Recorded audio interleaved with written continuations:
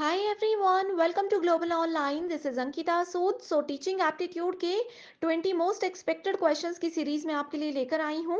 ये सवाल जरूर एग्जामिनेशन में आपको एज इट इज देखने को मिलेंगे, इसीलिए स्टूडेंट्स आपको हर एक क्वेश्चन के आंसर के साथ हमेशा की तरह मैं इंपॉर्टेंट एक्सप्लेनेशन भी देने वाली हूँ ताकि इजीली आप सभी अच्छा स्कोर कर सकें। पेपर वन के बेस्ट प्रिपरेशन के लिए कंप्लीट कोर्स में लेकर आई हूँ, जहां पर आपको एग्जामिनेशन तक डेली लाइव लेक्चर्स के साथ 100% सिलेबस कवर करवाने की मैं गारंटी देती हूँ। साथ ही students topic wise practice MCQs and PYQs भी आपको मिलेंगे, ताकि आपको पता चलता रहे कि जो टॉपिक आप पढ़ रहे हो उसमें से आज तक कैसे क्वेश्चन आए हैं एंड अपकमिंग एग्जाम में कैसे क्वेश्चन पूछे जा सकते हैं। फाइनल रिविजन के लिए mock test and 5000 plus MCQ question bank है, जिसके बाहर से कुछ भी एग्जामिनेशन में कभी भी नहीं पूछा जा सकता। बच्चों को नोट्स बनाने में बहुत ज्यादा समय लगता है, लेकिन इस कोर्स में आप लोगों को हम पीडीएफ फॉर्मेट में फुल सिलेबस नोट्स देते हैं, जो कि एग्जाम के लिए बहुत ही ज्यादा इंपॉर्टेंट है। एंड न्यू बैच भी हमारा मंडे से स्टार्ट होने वाला है, तो आप सभी स्टूडेंट्स इसको जरूर ज्वाइन कर लीजिए। इससे पहले फ्री वीडियोस और मॉक टेस्ट को जरूर देखना, जो कि आपको ग्लोबल ऑनलाइन ऐप पे मिलेगा। स्टोर सेक्शन पर सर्च बार में लिखिए कोर्स का नाम, जैसे ही आप कोर्स पे क्लिक करते हो यहाँ पर आपको इसकी ड्यूरेशन दिख जाएगी। एग्जामिनेशन तक आप लोगों के लिए ये कोर्स वैलिड रहेगा। कंटेंट पर जाते ही आप देख सकते हो फ्री वीडियोस हैं, कंप्लीट मेरा कोर्स है, जिसमें आपको मेरे सभी लेक्चर्स के पीडीएफ्स मिल जाएंगे, टेस्ट मिल जाएंगे एंड वीडियो लेक्चर्स है, जिसके अलावा ना आपको कोई एक्स्ट्रा मॉक टेस्ट या ना एक्स्ट्रा कोई बुक खरीदने की जरूरत है। तो ये बहुत इंपॉर्टेंट कोर्स है, एग्जाम ओरिएंटेड प्रिपरेशन में आपको मदद करेगा। एंड पेपर वन में आपको फर्स्ट अटेम्प्ट में 100 में से 80 प्लस स्कोर करने में भी यही कोर्स मदद कर सकता है। तो आप सभी स्टूडेंट्स गिवन नंबर्स पर कॉन्टैक्ट करके इसको जरूर ज्वाइन कर लीजिए। Who among the following is the national coordinator for engineering courses to be launched on स्वयं प्लेटफॉर्म? तो देखिए स्टूडेंट, स्वयं प्लेटफॉर्म में जितने भी कोर्सेज होते हैं उन सभी कोर्सेज को हैंडल करने के लिए 9 नेशनल कोऑर्डिनेटर्स बनाए गए हैं। तो इस क्वेश्चन में पूछा है कि इंजीनियरिंग कोर्सेज को कौन सा कोऑर्डिनेटर हैंडल करता है। अब देखिए यहाँ पर कोऑर्डिनेटर का मतलब होता है कि हर एक कोर्स के लिए एक अलग फील्ड बनाई हुई है। जैसे इंजीनियरिंग के लिए कोई और डिपार्टमेंट है, कोई और कोऑर्डिनेटर है, स्कूल एजुकेशन के लिए कोई अलग कोऑर्डिनेटर है, राइट। एंड कोऑर्डिनेटर्स की रिस्पॉन्सिबिलिटी यहाँ पर होती है कि वो जितने भी कोर्सेज हैं उनको प्रिपेयर भी करें, उनको मैनेज भी करें और टाइम टू टाइम उसको अपडेट भी करते रहें। सो इंजीनियरिंग की बात की गई है, ऑप्शंस है AICTE, NCERT, NPTEL या फिर UGC। तो देखिए स्टूडेंट्स, NCERT तो नहीं होगा, क्यों? क्योंकि ये है आपका स्कूल एजुकेशन से रिलेटेड। ओके, AICTE, TE का मतलब होता है यहाँ पर technical education, all India council for technical education. तो ये जितने भी आपके टेक्निकल कोर्सेज हैं उसके लिए रिस्पॉन्सिबल है। UGC रिस्पॉन्सिबल होता है post graduation and non technical courses के लिए। तो सही आंसर है यहाँ पर नेप्टेल, दैट इज NPTEL। ये है आपका रिस्पॉन्सिबल इंजीनियरिंग के कोर्सेज को हैंडल करने के लिए इन स्वयं प्लेटफॉर्म। सभी कोऑर्डिनेटर्स की डिटेल्स आप देख सकते हो, ये फुल फॉर्म्स भी पढ़ लीजिए एंड यहाँ पर ये भी लिखा हुआ है कि किस तरीके के कोर्सेज को ये हैंडल करते हैं। सो नेप्टेल की फुल फॉर्म है national programme on technology enhanced learning and ये स्पेशली इंजीनियरिंग कोर्सेज के लिए बनाया गया है। Which of the following is included in the teaching of understanding level? So understanding level से related terms हमें ढूंढनी है। एप्लीकेशन यानी कि जो नॉलेज हमारे पास है उस नॉलेज को अप्लाई करना। कंपैरिजन, एक किसी टॉपिक के बारे में हमें पता है उसको अपने किसी नए टॉपिक या अपने पुराने नॉलेज के साथ कंपेयर करना। एब्स्ट्रैक्शन, जिसको अमूर्तन कहा जाता है। और एक्सप्लोरेशन यानी कि एक्सप्लोर करना, जिस चीज के बारे में हमें कुछ नहीं पता होता उसके बारे में थोड़ा सा भी जब हम नॉलेज लेने लगते हैं तो उसको एक्सप्लोरेशन बोलते हैं। सो अंडरस्टैंडिंग लेवल में हम एक्सप्लोर करते हैं चीजों को जिसके बारे में हमें कुछ भी पता नहीं होता या थोड़ा सा नॉलेज होता है। अब ये जो बाकी के 3 टर्म्स हैं अपकमिंग एग्जाम में, इनमें से भी क्वेश्चंस पूछे जा सकते हैं। तो देखिए स्टूडेंट्स, टर्म्स रिकॉल, रिकॉग्निशन यानी कि पहचानना, और रिटेंशन यानी कि प्रतिधारणा। रिटेंशन का मतलब होता है किसी चीज को रिटेन करना, अपने दिमाग में फिक्स कर लेना सुनने के बाद या पढ़ने के बाद। ये चीजें आती है मेमोरी लेवल में। रिफ्लेक्टिव लेवल में आता है हमारे पास कंपैरिजन, ठीक है। रिफ्लेक्टिव लेवल हमें बताता है कि अगर आपके पास चीजें हैं, दो जगह से आपने कुछ नॉलेज लिया या दो चीजों के बारे में आपको ज्ञान है, तो आप उनके बीच में तुलना कैसे करोगे कि कौन सी सही है कौन सी गलत है। एप्लीकेशन, जो नॉलेज है उसको रियल लाइफ में कहाँ अप्लाई करना है, और एब्स्ट्रैक्शन यानी कि अमूर्तन। तो ये शुरू के 3 ऑप्शंस जो हैं ये आपके रिफ्लेक्टिव लेवल से जुड़े हुए हैं, जो कि अपकमिंग एग्जामिनेशन के लिए बहुत इंपॉर्टेंट है। Next is, which of the following model is used for the development of e-content for MOOC on स्वयं। So देखिए, स्वयं के अंदर हमें पता है कि 4 क्वाड्रेंट्स होते हैं। ये 4 क्वाड्रेंट्स में एक क्वाड्रेंट ऐसा है जो हमें ई कंटेंट प्रोवाइड करवाता है, यानी कि अपनी पढ़ाई के लिए पीडीएफ या फिर स्टडी मटेरियल्स प्रोवाइड करवाता है। ठीक है, तो इसलिए यहाँ पर सही आंसर होगा option number 1, that is 4 quadrants. देखिए बाकी के 3 क्वाड्रेंट्स क्या हैं। Video lectures, specially prepared reading material जिसको कि हमने ई कंटेंट अभी बोला, ओके, सेल्फ असेसमेंट जिससे कि आपके टेस्ट वगैरह होते हैं, क्विजेस होते हैं, ऑनलाइन डिस्कशन की आपको कोई भी डाउट है तो आप यहाँ पर डिस्कस कर सकते हो, आपको उसके सॉल्यूशन जरूर मिलता है। Next is, which of the following is incorrect regarding CBCS। तो चलिए पहले तो वीडियो को पॉज करके आप मुझे फुल फॉर्म बता दीजिए कि CBCS टीचिंग में क्या होता है। ये क्वेश्चन एग्जाम में आएगा ही आएगा, ठीक है।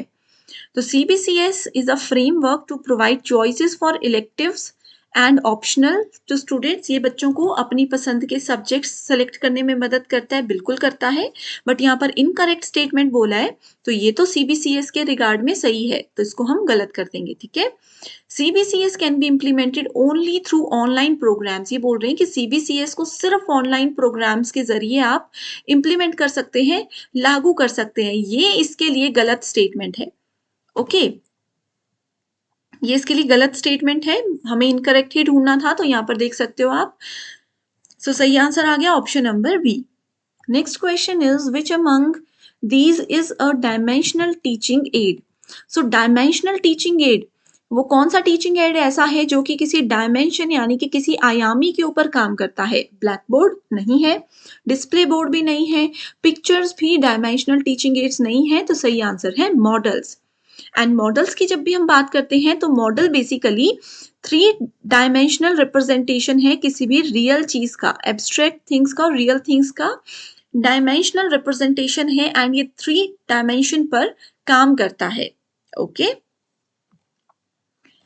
A teacher designing a lesson on cultural diversity for a college class in anthropological plans to what।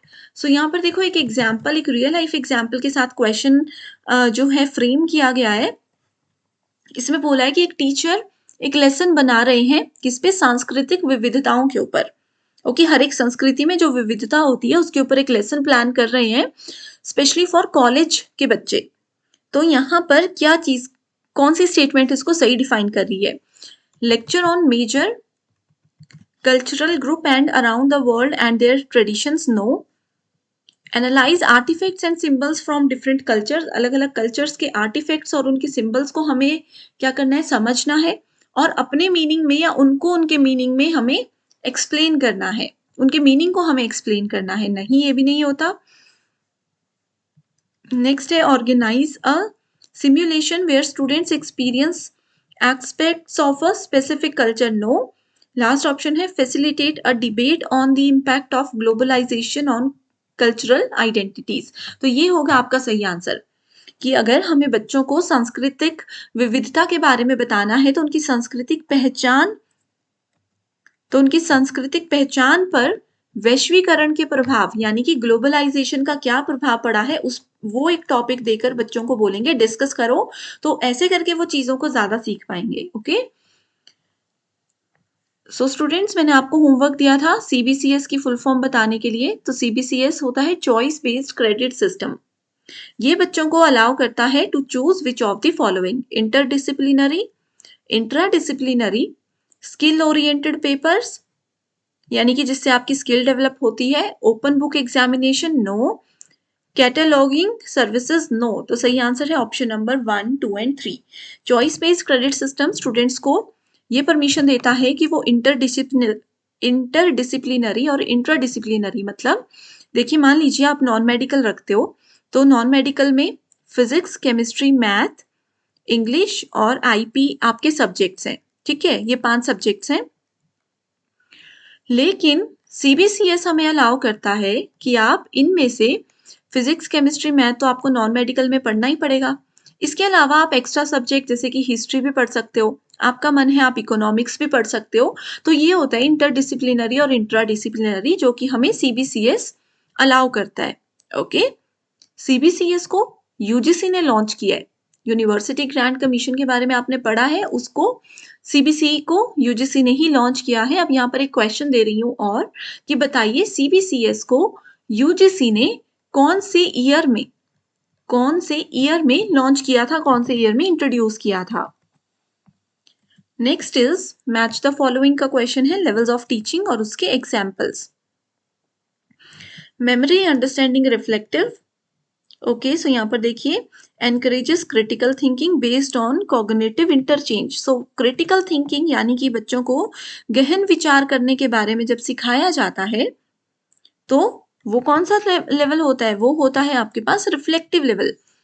तो हम सी को फर्स्ट से मैच करते हैं, तो सी को फर्स्ट से मैच करोगे तो आपको ऑटोमेटिकली आंसर मिल जाएगा, ठीक है। मेमोरी लेवल बोलता है एनहांसेस फैसिलिटेट्स रिकॉलिंग। ये देखिए अभी हमने फर्स्ट क्वेश्चन में रिकॉलिंग और रिकॉग्नाइज टर्म पढ़ी थी। ओके, अंडरस्टैंडिंग लेवल होता है enhance scope of seeing of relationship and meanings. दो या दो से ज्यादा चीजों के बीच में रिलेशनशिप, उनके बीच में मीनिंग अगर समझना है तो वो रिफ्लेक्टिव लेवल की रिस्पॉन्सिबिलिटी होती है। तो सही आंसर है option number 1।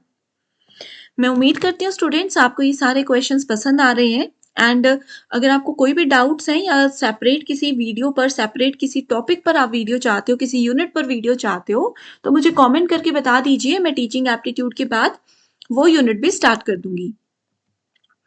What should be the aim, main objective of teaching. Teaching क्यों होती है, मैं आपको पढ़ा रही हूँ, क्या उद्देश्य है? क्या सिर्फ आपको एग्जामिनेशन के लिए पास करना मेरा उद्देश्य है? नहीं। टू डिक्टेट गुड नोट्स, आपको क्या सिर्फ अच्छे नोट्स देना? No. Provide required information related to subject, आपके सब्जेक्ट के लिए जितनी इंफॉर्मेशन आपको जरूरी है सिर्फ वही देना? नहीं।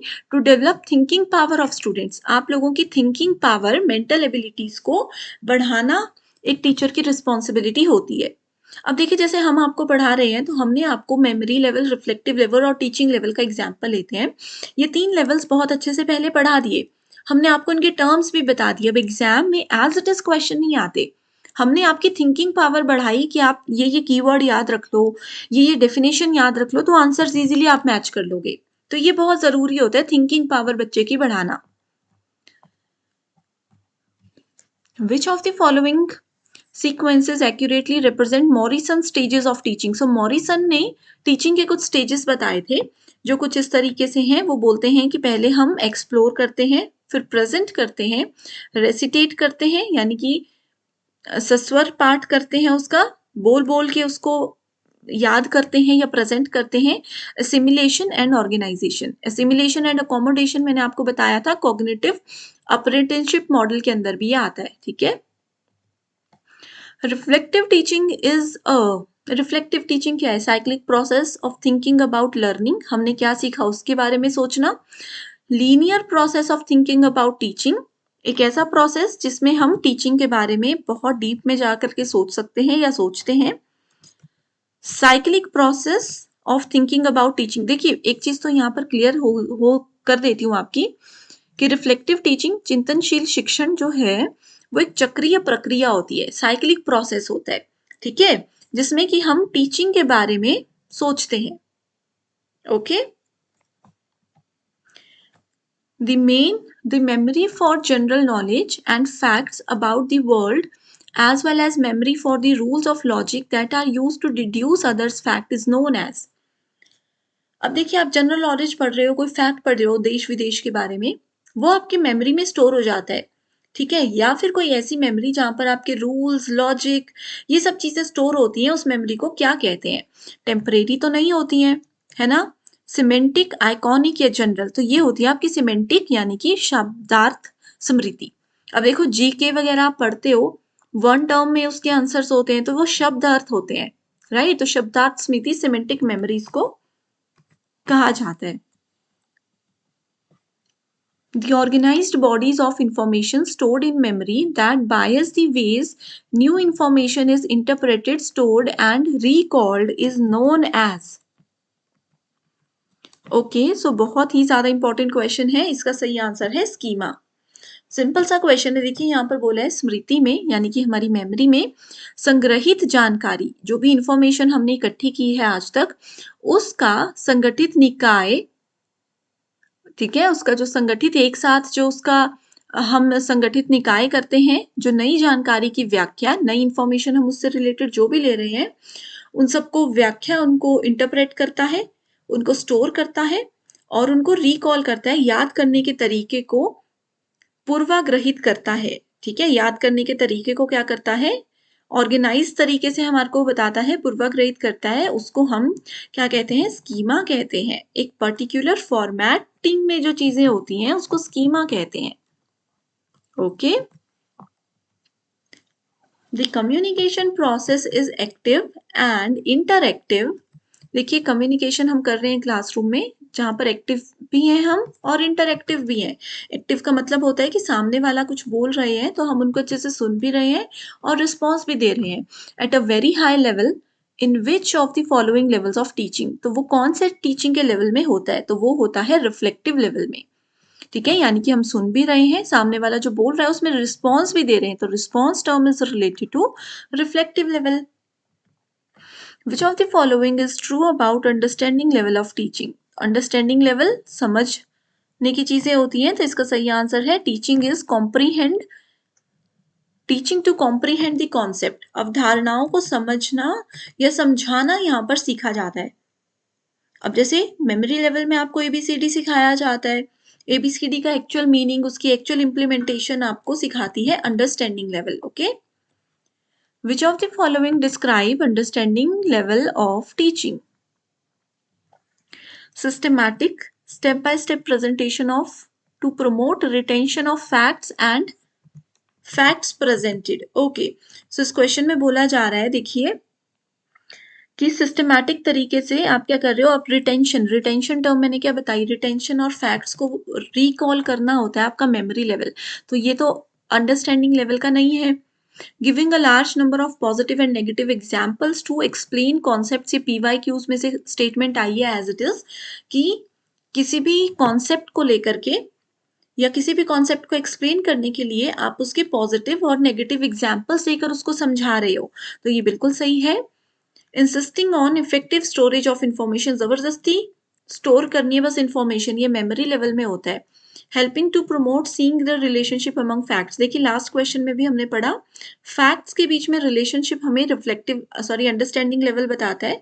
ये हमें बताता है कि A फॉर एप्पल है, B फॉर बॉल है, तो इनके बीच में क्या रिलेशन है, एप्पल खाने के काम आता है, बॉल खेलने के काम आती है, तो फैक्ट्स के बारे में भी समझाता है और उनमें अगर कुछ सिमिलैरिटीज या डिफरेंसेस हैं या रिलेशन है वो भी बताता है। तो B एंड D हमारे पास सही आंसर होंगे। ठीक है, MOOCkit is one of the projects serving currently for providing online education. It is offered by, so MOOCkit जो प्लेटफॉर्म है ये ऑफर किया गया है IIT Kanpur, Bombay, IISc, IIT Madras. सो इसका सही आंसर है IIT Kanpur. Okay, so again देखिए CBCS का क्वेश्चन लेकर आई हूं। In CBCS ability enhancement courses are of two kinds. इसमें बोला जा रहा है कि क्षमता वृद्धि के जो पाठ्यक्रम होते हैं CBCS के अंदर, ये दो प्रकार के होते हैं। पहला है, ऑप्शंस दिए गए हैं, आपको सही दो ढूंढने हैं। एबिलिटी एनहांस्ड कंपल्सरी कोर्सेज, ये बोलता है कि एबिलिटीज को, किसी पर्सन की क्षमताओं को बढ़ाने के लिए कंपल्सरी कोर्सेज इसके अंदर है, बिल्कुल सही है। ओके, तो पहला स्टेटमेंट तो सही है।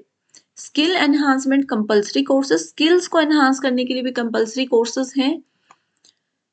एबिलिटी एनहांसमेंट इलेक्टिव कोर्सेज नहीं है, स्किल एनहांसमेंट इलेक्टिव कोर्सेज भी नहीं है, स्किल एनहांसमेंट कोर्सेज भी नहीं है। ठीक है, तो सही आंसर है ए एंड बी।